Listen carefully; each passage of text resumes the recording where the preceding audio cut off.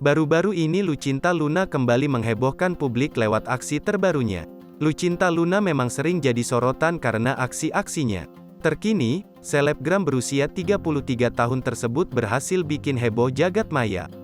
Sebelumnya, bintang film Bridezilla ini diketahui pernah jalani operasi plastik di Korea beberapa bulan lalu. Namun kali ini, dirinya kembali lagi untuk melakukan operasi plastik.